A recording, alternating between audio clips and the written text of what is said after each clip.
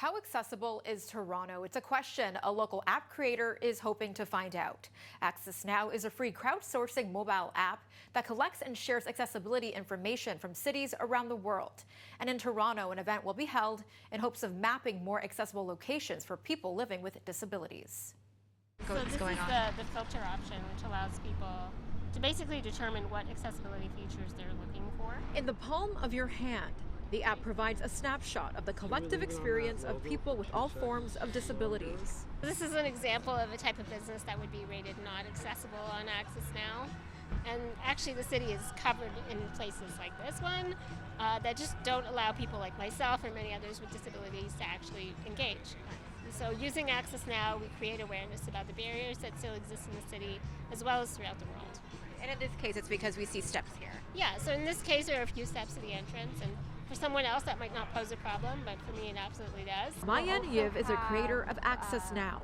She uses a wheelchair and says she created the platform after going through frustrating experiences herself.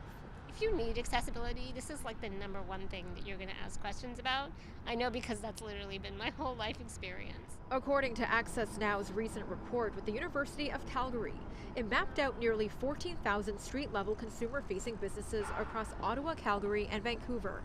Of that, nearly 60% were found to not be fully accessible. Yiv says she'll be hosting a large event called Map Mission Day in Toronto.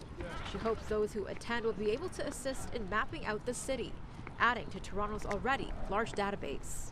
Being able to use Access Now to find accessible pizza places or a library or really anything at all, it gives people that sense of empowerment and independence.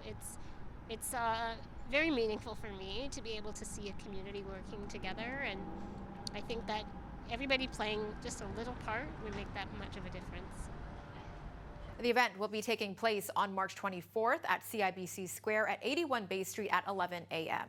It is free to attend and open to all people of different abilities.